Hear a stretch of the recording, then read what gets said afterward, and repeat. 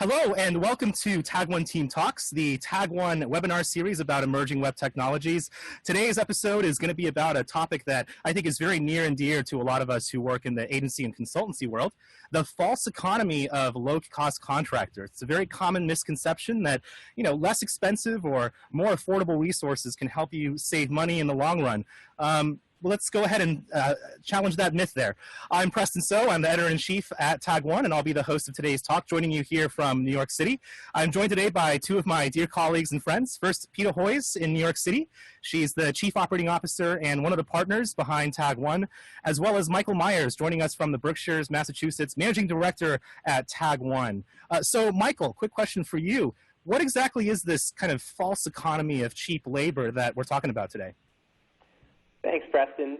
You nailed it in the opening. I mean, too often people believe that hiring inexpensive resources for a project is going to save them money. And what we're going to talk about today is that in most cases, in fact, the opposite is true. And like you said, whether you're an independent contractor, whether you're an agency, this is something that I think that we all deal with on a regular basis.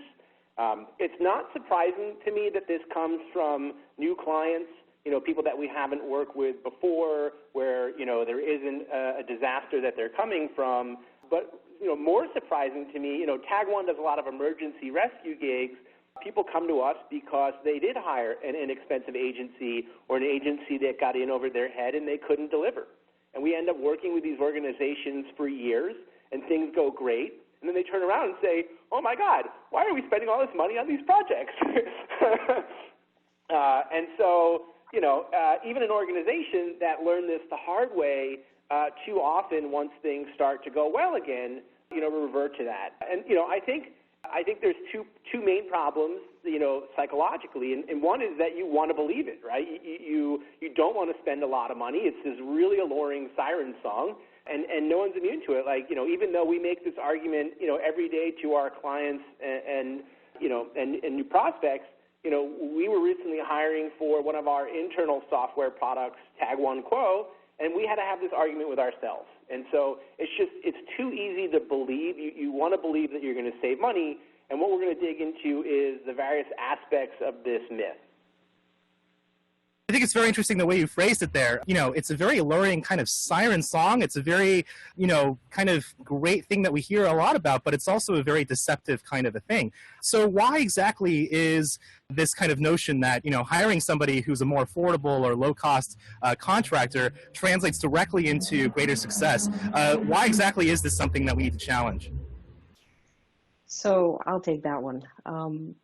Software, I think, in recent years has people have thought that it has become a commodity business, and that is completely false. And that it's evolved to a point where any engineer can quickly assemble software from different components that are already out there and basically build solutions in a day or two, and no big deal. You don't have to put a big investment into it.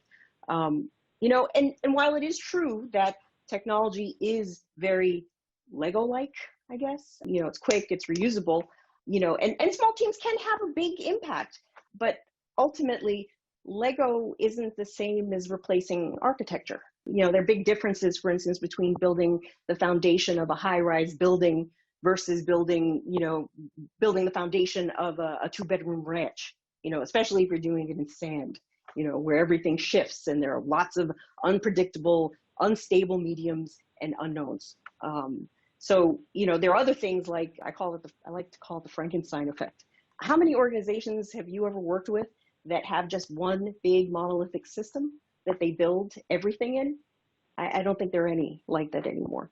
So you have to figure out how to cobble together, or how to make these large, complicated systems that have a patchwork of different tools work together optimally. So, the other thing I'd say is that, building high availability systems, not just something that's a prototype that you've put out there in the world to prove your business case, but something that ultimately will perform well. Because if it doesn't perform well, even if you prove your business, someone wants it, that doesn't mean that you can have everyone come and buy it or use it, right? So building high availability systems is more of a science than it is a commodity. And that requires knowing best practices, right, at different layers, hardware, software, databases, network. It requires having foresight, predicting where systems might fail. It takes innovation. Facebook and Google do this really well, right? They're constantly innovating different kinds of databases or monitoring or caching algorithms. And sometimes it even takes a little bit of luck, right? Because people use systems in ways that we don't predict. So you can't always, it takes a little bit of guesswork sometimes. And ultimately, success itself is not a technology solo kind of venture. You have to have good communicators and communication to understand what the core problems are. You have to have independent, focused workers, that don't need a lot of management overhead, and they can sustain their focus and they can prioritize what needs to get done. And ultimately, they have to be empowered to make decisions and to learn from mistakes that they may make. That's pretty much, why I think it being a commodity business isn't true anymore. I think given a lot of the case studies that we've seen coming out of Tag1, this is borne out in a great deal of truth. I think a lot of people are looking for that next level of expertise that you mentioned, Peta, where, we want to have really, really talented developers who aren't just going to put, pieces together and just kind of connect the dots and cross all the wires. So I guess, turning to kind of questions of revenue and questions of being able to manage one of these kind of projects, what is, the business impact of kind of acknowledging this myth and saying that, this is actually a really kind of false thing. We really do need to have people who are very, very specialized, very skilled, be able to do these things. Yeah, the true cost of a software project isn't the hourly rate or the project cost. That's just a factor. There's value that it generates for your business, or a value that it takes away from your business. There can be serious business impact. And so there's also long-term costs, support, maintenance, upkeep, future evolution, right? And so it's hard to consider the future when you have limited budgets, but it's definitely something that you need to be thinking about. If you, as Peta said, lay a really terrible Frankenstein foundation, it could come back to haunt you and lead to, an inability to meet the business's needs in the future and significantly more costs. And it really has this cascading effect because it just permeates every aspect of the organization. So, for example, the development team, right? You have engineers internally that have to work with whoever you hire to do this project. And if you hire resources that don't have a lot of experience, now they're doing a lot more hand-holding and gatekeeping. They have to spend extra time reviewing code. That code may need to be rewritten. And, so now you're slowing down your team. You're taking resources that could and should be doing other things, and you're making them invest time in rewriting and trying to get code to be quality. You're inherently getting more technical debt, which speaks to the challenges that are going to come down the line and complicate your projects. Your team loses, confidence in code.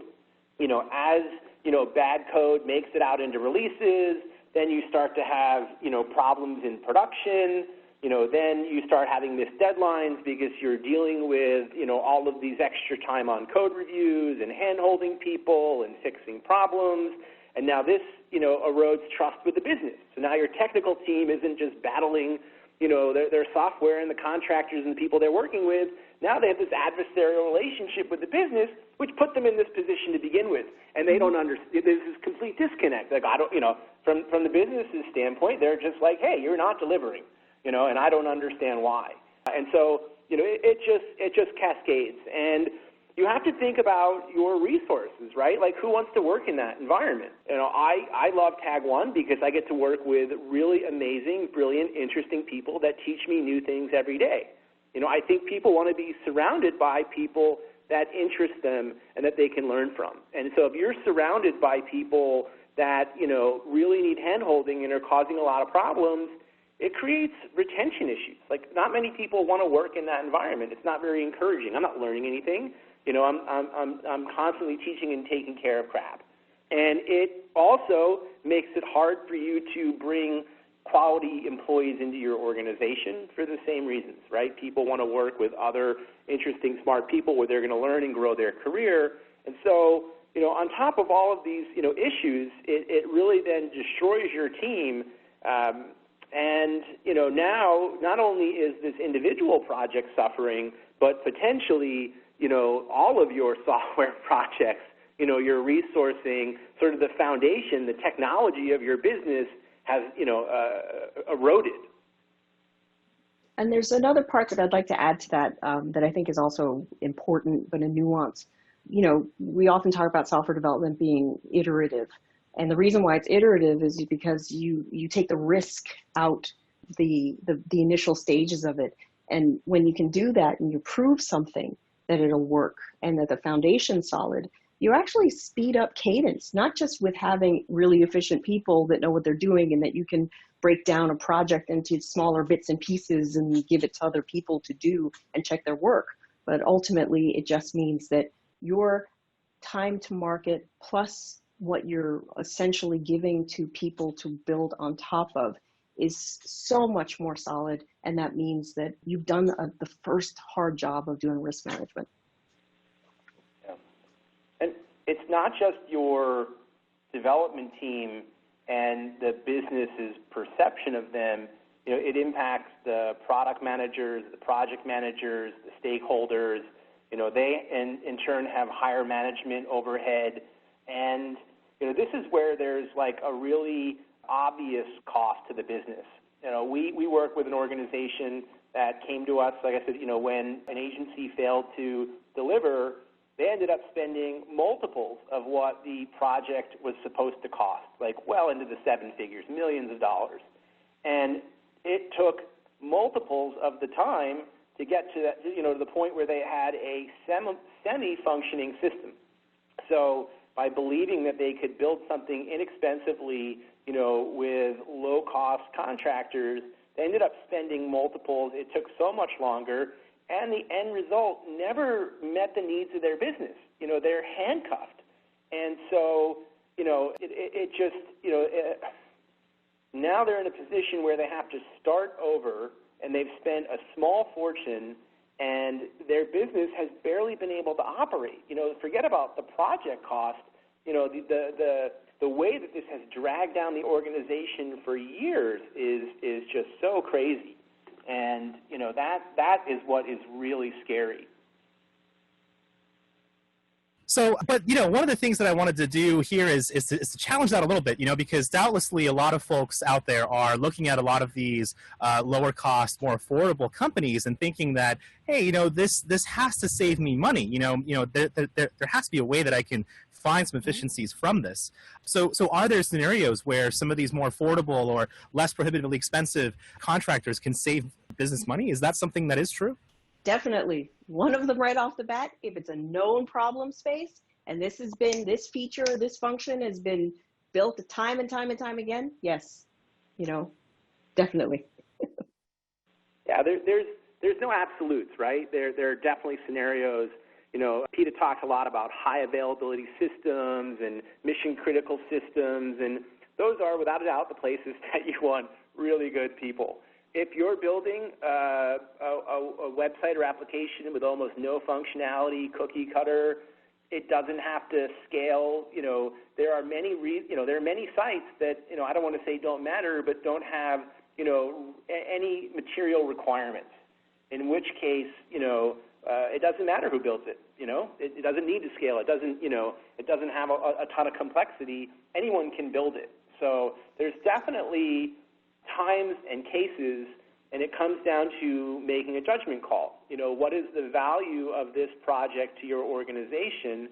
What is the impact of not getting it right? What are the long-term consequences of that happening? What is the impact on your team? And if, the answer is we don't need a piece of quality software, then you don't need quality development. So how exactly does one avoid falling into this trap? I mean, I think a lot of people want to make sure that they're not letting their projects get derailed. They don't like to see, obviously there's some really cautionary tales out there. I think a lot of us saw what happened recently with not only the builds of Canada.ca on Adobe Experience Manager, but also on Hertz as well, another company that kind of struggled through this kind of a process where they embarked on a project, turned out to be very expensive, much more expensive than they anticipated, came out with this thing that wasn't really quite what they wanted. I guess one of the things that I struggle with is how exactly do you understand where that threshold is? Like what's the threshold at which someone could call Tag1, and how does one avoid falling into this very trap? So I had a thought about this because we've been down that path a few times. And in one particular instance that reminds me of why this is so important to get right, there are lots of ways to solve problems out there, right? And not always there can be more than one answer to one question. But if you don't have enough experience, for instance, with a range of different things, then sometimes you can solve a problem, right? And that also takes that good communication thing that I mentioned before, which is, people that know how to decipher a client telling them, this is what the problem is. It takes some good follow-up questions to actually understand what the problem they're describing, right? Plus, what's the best solution for it? It doesn't mean you can't solve it multiple ways, but there are oftentimes one solution could be better than another, depending on a host of other factors in the organization, like who is going to have to maintain this thing long-term? How much money are they going to invest in it to get it to where it needs to go over some period of time? What else is going on in priorities in the organization? So I definitely think sometimes it's about understanding the problem and making sure that the solution that you pick is also a good fit for not just that short term, but also a medium and a long term. Yeah, I think that, tolerance for error, if it's a mission critical system, you don't have a high degree of tolerance for error. That's probably not a place that you want to be working with lower cost contractors. Experience doesn't 100% equate to cost. Again, there are no absolutes, but generally speaking, people that have a lot of experience and are, at the top of their game are going to be much more expensive and worth that effort. And so, anything that has to do with e-commerce and revenue, another obvious choice, things like milliseconds matter. For every millisecond that your site is slow, it's been proven that you're going to lose conversion rates and revenue and checkouts. And so there are, some easy places, I think, where there's revenue involved, where you can justify it. I think where it gets challenging is, internal business systems that are critical to the organization but are just a cost center and aren't necessarily like a direct revenue driver, where an organization has a hard time saying, oh, I can invest this kind of money, and it comes down to the factors that we talked about, understanding the value it's going to generate for your organization, the speed with which you need to achieve that value. If it takes you significantly longer to get there, what is the business impact of that? If you have hundreds, thousands, tens of thousands of employees, and this is a month, 3 months, 6 months late, what is the aggregate cost of that?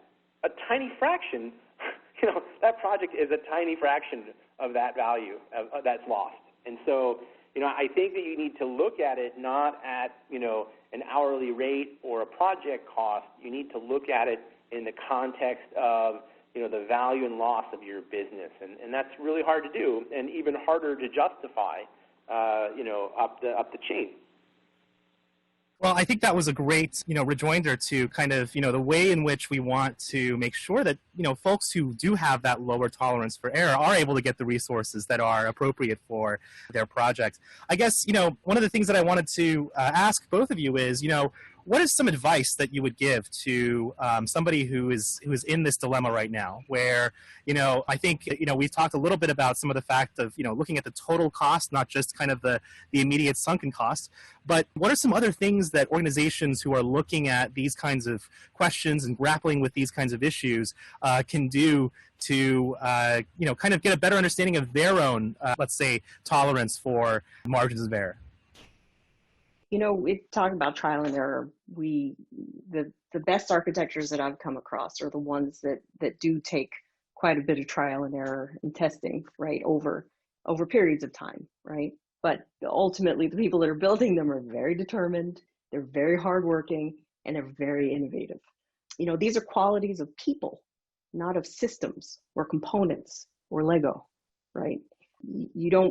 It's really hard to find people that can put in the effort that it takes to build something great for very little money with just a few people and definitely no glory about it, and there are fewer engineers that have the chops to build, solutions that not only hit the mark in terms of what you need them to do or how you need the system to function, but the architecting it to perform and scale at that level. The kinship is kind of there are lots of writers in the world, right? But how many of those writers can write great books, right? It takes, again, that kind of innovation, determination, and hard work to make a good book. Yep. And the reality, Preston, is that is a really tough question to answer.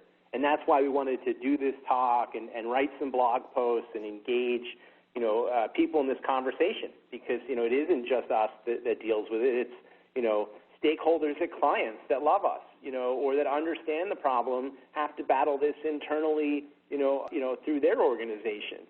So I think whether you're on the client side, the consulting side, you're struggling with this, and our hope in doing this talk and kind of kicking off debate around this is that we can arm people with a set of facts and ammunition that they can take into organizations to say, hey, how do we value this project? What's important to us? Is this the right scenario? How do we make that decision? And when they come to the conclusion that they should be hiring great contractors at great prices, that they have the talking points to help them make that argument, that they can talk people through the myth, they can talk people through understanding the true value and consequences and impact.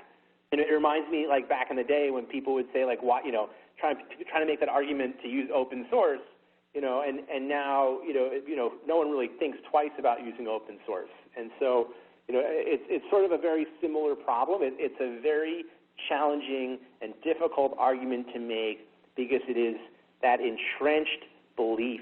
It is that beautiful siren song that is impossible to ignore that we're battling up against. Wonderful. And now for something completely different, we have a little segment on our Tag1 Team Talks show where we do what's called the Aside Tag. A little bit of a sharing experience for each of us, 1 minute per participant, just to share a little bit about what's going on that's interesting or cool with the audience, whether it's something that you learned about or you've been toying around with or saw an awesome movie or read an awesome book. Meyers, what's going on in your world? I'm going to take this opportunity to do a shameless plug. We just released a new open source project called Goose. It's a load testing framework. It's based on Locust, which we love. It's a Python-based load testing framework. And while Python is awesome and it was easy to write load tests, swarms just were really difficult to scale for big clients. And so we rewrote it in Rust, keeping what we love, getting rid of things that we didn't use, and adding some cool new features. We'll put a link in the show notes. Would love for people to check it out, give us some input and feedback so that we can continue to iterate on it. The initial alpha release is already 11 times faster than the Python-based Locust. So I'm really excited about this. Performance and scalability is something that's core to what we do here, and check it out. And by the way, in case you missed it, we did have a Tag1 Team Talks episode about Goose that's about to be released or has already been released. I'm not sure. We do these things out of order. But please be sure to check out that talk about a whole lot of information that you can get about this amazing load testing framework called Goose. Peta, what's going on in your world? So I think the thing that's been most consuming of late is watching current events. You know, not only is the planet in the midst of a pandemic, but America itself is dealing with a 400-year-old quagmire of managing bias and racism, in particular in policing. But that's kind of pervasive throughout most sort of, you know, communities, whether that's your work or the place that you live. And I think what's most important for any organization, whether you're a nonprofit or you're a company, you know, diversity is something that, you know, people pay a lot of lip service to, and people are certainly paying a whole lot of lip service to making corporate statements around Black Lives Matter, for instance, and their support of it. But I think the two biggest things that people can do in an organization is to, what I like to say is, hold space for people of color who show up every day to work, given all the things that are going on in the world, especially the ones that are seen and unseen in the places in which they interact. And by that, it just really means holding space is about making room for anyone that has emotional trauma. And, you know, no one's perfect. Tag1's not perfect. But one of the things that I think helps allow people of color to feel like they belong or that they can be successful in a place is giving everyone the opportunity to feel unconditional positive regard and to give each other the benefit of the doubt, even when the words that people use aren't the perfect words to describe what's going on. So, you know, we start there in any environment where you have a community of people that have to work together, and making sure that everyone has confidence and courage, and that we make space for them to have those hard discussions without judgment. Absolutely. And I couldn't say it any better myself, Peta. You know, I really do think this is a time that calls for a great deal of reflection. We see a lot of performances going on in terms of the corporate world. And we at Tag1 certainly stand in solidarity with, of course, not only all of the people who have been suffering through this horrible period of, and just, you know, 400 years, obviously, of anti-Blackness, police violence, and white supremacy. I want to also go ahead and take my aside tag and commemorate and also encourage that folks on this call who have been watching this, software doesn't operate in isolation. Software does not operate in a foreign place from society. Software is something that is completely part and parcel to the experiences and lived experiences of people of color in this country. And so we did have a moment of silence for George Floyd and other victims of police brutality during our episode about Goose. I also shared some organizations in the previous episodes about where you can direct your donations. But today, I want to take some time to commemorate not only the Black lives that we have lost over the course of the last couple of weeks, Tony McDade, George Floyd, Breonna Taylor, you know, all the folks that we've been hearing about, but also the forgotten folks, the Black trans women who have died over the course of the past week in Pennsylvania and Ohio. Despite, of course, the amazing gains for LGBTQ legislation that and activism that we've seen this morning, there are still Black trans women who are dying. And I also want to mention that I hope that Oluwatoyin Salau, obviously a very prominent Black Lives Matter activist, was found murdered. And I want to commemorate her as well. Obviously, this kind of activism is very dangerous, and it involves a great deal of hurt and trauma for the people who are at the very front lines and fighting for the kind of justice that we want to see in this world. So thank you, Peta, for that statement, and thank you so much to our Tag1 audience for not only supporting Black Lives Matter and supporting the ways in which we can help Black lives and Black people and people of color in this world from the confines of our own work and from our own jobs and careers, but also from the standpoint of what we can actually influence in terms of our software and in terms of our code. So with that, we are out of time. I do want to note here very briefly that in case you wanted to get more information about this and learn a little bit more about Peta and Meyers' views on exactly what's involved in this kind of false economy of low-cost contractors, please remember that all the links and all the articles that we mentioned today are going to be posted online with this talk. And if you did enjoy this talk, if you want to hear more about some of these topics, please remember to upvote, subscribe, share it with your friends and family, socially distance, of course, with a mask on, and check out past talks at tag1.com/tagteamtalks. And as always, we'd always like to hear about your feedback and any topics. If you want to bring Peta back, if you want to bring anyone else from our show back, or if you want to bring someone new on, especially someone who's a person of color or a queer person of color that you might want to have on the show, please hit us up at Tag Team Talks at tag1consulting.com. I want to thank my dear colleagues and friends, Michael Meyers and Peta Hoyes today, and until next time.